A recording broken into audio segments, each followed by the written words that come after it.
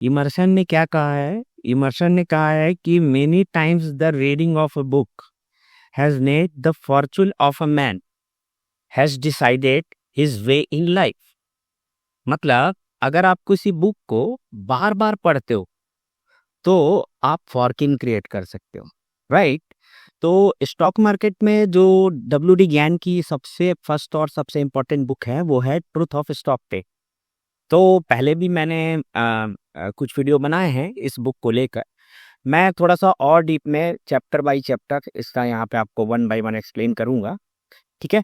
तो W D ज्ञान की जो बुक है ट्रूथ ऑफ स्टॉक टेक, उन्होंने इसे 4 पार्ट में लिखा है।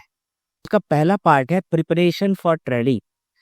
ट्रेडिंग का प्रिपरेशन मतलब जैसे कि कोई बच्चा स्कूल जाता है तो स्कूल जाने के पहले घर में उसका बैग, कॉपी, पुस्तक, सब कुछ, टिफिन, हर कुछ जो भी है, कैसे जाएगा, कैसे आएगा, कब क्या होगा, कैसे ईयर, मतलब पूरा एक ईयर यहीं पढ़ना है, सारा प्लानिंग पहले से ही हो जाता है, राइट? That's called preparation. तो प्रिपरेशन, ये जो उनकी बुक है ट्रूथ ऑफ स्टॉक पे, उन्होंने फर्स्ट जो पार्ट है प्रिपरेशन फॉर ट्रेडिंग, उसमें अगेन इमर्शन का एक कोटेशन है। उन्होंने फिर से लिखा है कि no man can learn what he has not preparation for learning, however near to his eyes is the object. मतलब जैसे देखो, कई बार क्या होता है, आपकी चाबी खो जाती है और आप घर में उसको खोजते हो, है ना? कार की कहीं खो गई, आप घर में इसको खोज रहे हो, तो कैसे खोजते हो? कहाँ रखा था, कहाँ रखा था, देखते रहते हो, पर ध्यान रहता है कि कहाँ रखा था, राइट? इसीलिए कई बार आपको नहीं मिलती, है ना? या फिर आप क्या करते हो, केवल वहीं वहीं ध्यान देते हो जहां पे आप नॉर्मली रखते हो, है ना? तो यही बात है, जब तक आप प्रिपेयर नहीं रहोगे ना लर्न करने के लिए, तो अगर चाबी खो गई है तो आपको जगह को देखना है, कहाँ रखा तो भूल जाओ, जहां रखा था वो आप पहले ही चेक कर लेते हो, नहीं मिल रहा है करके आप बाकी जगह चेक कर रहे हो, तो कहाँ रखा था नहीं, बस देखना, राइट? तो उसके लिए प्रिपरेशन तो सेम। अगर आप ये स्टॉक मार्केट में डब्ल्यू डी एन की जो बुक है ट्रूथ ऑफ स्टॉक के, इसको समझना चाहते हो तो पहले आपको वैसा माइंडसेट के साथ आपको रहना पड़ेगा। जैसे कि कोई केमिस्ट है, वो अगर कारपेंटर को, किसी बढ़ई को अपना कोई सीक्रेट बता दे तो बढ़ई के लोग उस काम का नहीं है, राइट? वैसे ही मैं यहाँ पे जो आपको बात बताऊंगा, डब्ल्यू डी ने जो बोला है, लिटरली अगर आप इसको एकदम ध्यान से, एकदम पहले से प्रिपेयर हो के अगर आप इसको पढ़ोगे तो आपको स्टॉक मार्केट बहुत अच्छे से समझ में आएगा। और समझ में आएगा कि जो अर्निंग होती है वो क्या है ना? आप स्टॉक मार्केट में आप सर्च कर रहे हो ना कि मैं कैसे प्रॉफिट बनाऊं, नहीं, दूसरा बंदा गलती करेगा उसका आपको बेनिफिट होता है, राइट? जब तक कोई लॉस करने के लिए आपके पास आया नहीं है, आप कैसे पैसा बना सकते हो? पैसा यहाँ पे छापने की मशीन तो नहीं है ना stock market, right? Preparation for trading में डब्ल्यू ने क्या कहा है, अगर कोई वार होने वाला है, अगर हम उसके लिए पहले से प्रिपेयर रहें तो वॉर का रिजल्ट कुछ अलग होगा। हमको प्रिपेयर होने चाहिए। जैसे कि मतलब वो ये नहीं बोल रहे हैं कि आपको किसी ने धमकी दी तब आप प्रिपेयर, आप वॉर के लिए हमेशा प्रिपेयर रहो। भले आप वॉर करो मत, बट प्रिपरेशन हमेशा रहना चाहिए, राइट? जैसे कि एक इंजीनियर, डॉक्टर या लॉयर, है ना, 4 से 5 साल लगाता है ना, स्टडी करता है, पूरा प्रिपेयर करता है अपने आप को, उसके बाद मार्केट में आके, फील्ड में आके वो अर्निंग करता है। पर स्टॉक मार्केट केस में क्या करते हैं लोग, लोग सोचते हैं पहले ही दिन से ही जाके किसी के टिप्स लेके या गैसिंग करके, या अरे नहीं, कुछ भी कैलकुलेशन अपने मर्जी से कुछ भी लगा दिया। मैं भी बहुत यूज किया, पूरा मैकेनिक्स, केमिस्ट्री, फिजिक्स सब लगा दो, राइट? बट अगर आप उसको 4 साल 5 साल तक कंटिन्यू अप्लाई करो, उसके बाद ट्रेड करो। पर हम क्या करते हैं, पहले ही बार में सीधा ट्रेडिंग करने आ जाते हैं, ठीक है? तो जैसे कि आपने इंजीनियरिंग करने के बाद ही आपको अगर अर्निंग आप कर सकते हो, वैसे स्टॉक मार्केट में भी आपको 4 से 5 साल देना पड़ेगा।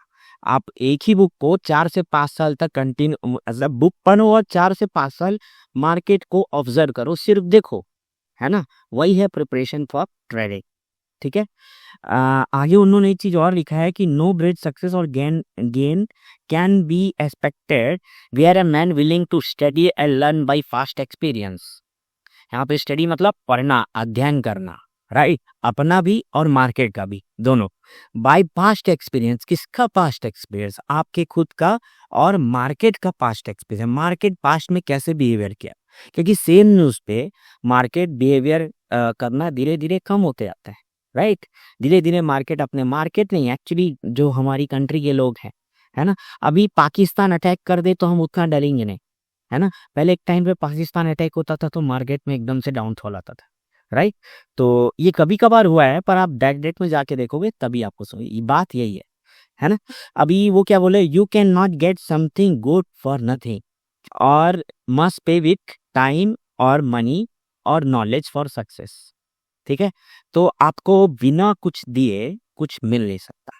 ठीक है, अब प्रिपरेशन फॉर ट्रेडिंग का chapter number 1, what is tape reading. Tape reading के बारे में WDN ने क्या बोला है, देखो। Tape reading is chart reading का मतलब क्या, कि आपको चार्ट को देख के ये आइडेंटिफाई करना है कि कौन सा स्टॉक या इंडेक्स स्ट्रांग है और वीक है। पहला अपना मोटो क्या होना चाहिए, वीकनेस और स्ट्रेंथ, इस पे ध्यान रहना चाहिए, राइट।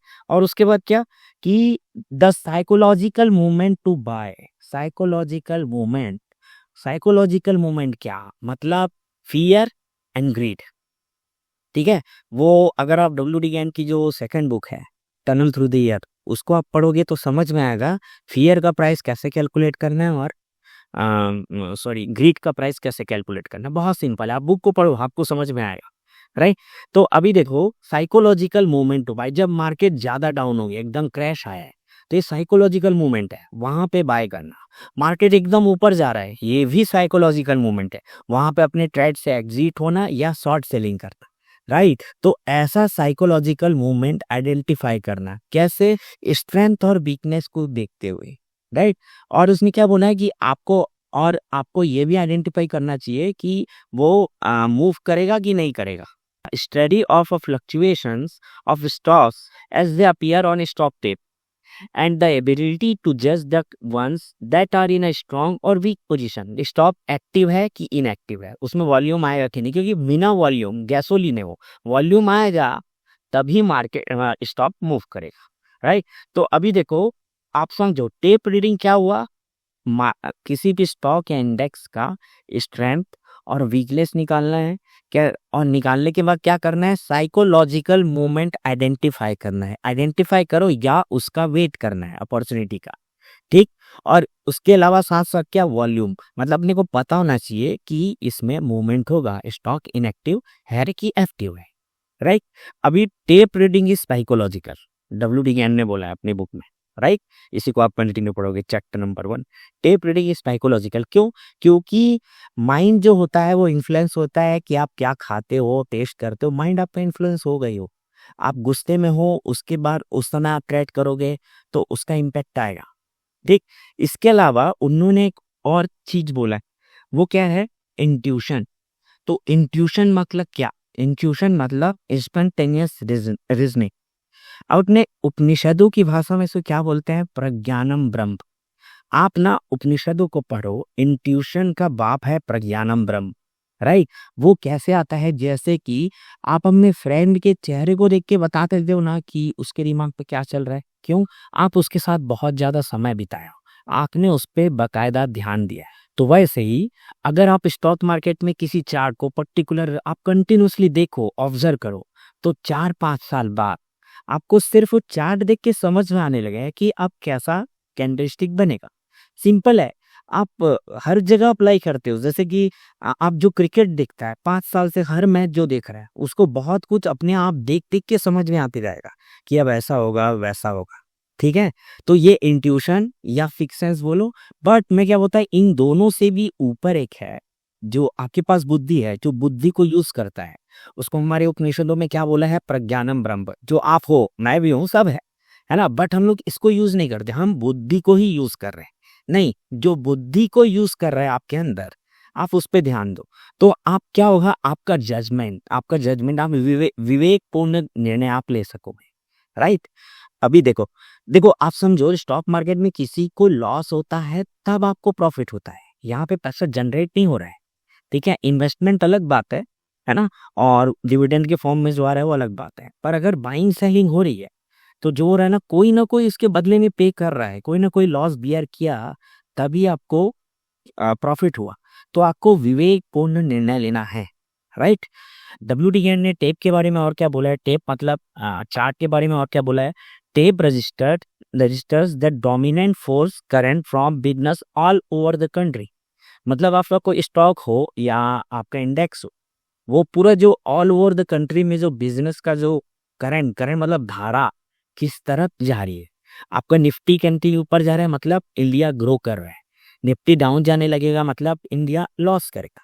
तो सो वाइस वर्सा है ना। अगर आपको लगता है कि इंडिया ग्रो करेगा या कोई पर्टिकुलर सेक्टर ग्रो करेगा तो आप वहाँ इन्वेस्ट करोगे तो वो ग्रो करेगा, और पर्टिकुलर सेक्टर डाउन जाएगा तो डाउन। तो क्या हो रहा है कि जो आपका स्टॉक है वो रियल में जो बिजनेस है उसके ट्रेंड को ही बकाता है। तो ये हवाबाजी नहीं हो रहा है यहाँ, राइट। अब टेप टेप रीडिंग रिक्वायरमेंट, अगर आपको चार्ट रीडिंग के लिए क्या रिक्वायरमेंट है तो WDN ने बोला है कि दो है, एक है स्ट्रॉन्ग विल पावर और दूसरा है माइंड। माइंडसेट बोलो, माइंड बोलो, राइट। तो स्ट्रॉन्ग विल पावर मतलब क्या, कि वीक पावर मतलब क्या, मैं वहीं पे ट्रेड लूंगा कि जब लेना है, लॉस हुआ है या मेरे को पैसे की जरूरत है या मेरे को ट्रेड लेना है, अब मन नहीं कर, बहुत दिन से ट्रेड नहीं लिया, ये सब कोई ओवरकम जो करे उसी को बोलते हैं स्ट्रॉन्ग विल पावर। जब जरूरत हो तभी ट्रेड लेना, राइट। हो जाता है 5 6 7 साल लगता है, बट हो जाता है, बहुत झापड़ खा खा के लॉस कर करके आप देर सवेर सीख ही जाओगे। दूसरा है क्या, स्ट्रॉन्ग विल पावर, ये भी एक टाइप का विल पावर है, हार ना मानना, राइट। ऐसा नहीं है कि अभी आप नहीं कर पा रहे हो ट्रेड, आप करते रहो, पैसा ही नहीं रहेगा कैसे करोगे। आज नहीं तो कल समझ में आएगा, है ना। कभी ना कभी मतलब दूध सॉरी छाछ को फूक के पियो, पीना अपने आप सीख ही जाओगे। जब जब बार बार दूध से जलोगे ना, आप सब कुछ फूक के पीना चालू कर ही दोगे। ये भी एक टाइप का विल पावर है। दूसरा है माइंड। माइंड मतलब वही, क्योंकि साइकोलॉजिकल है ना, टेप रीडिंग उन्होंने स्टार्टिंग नहीं बोला है।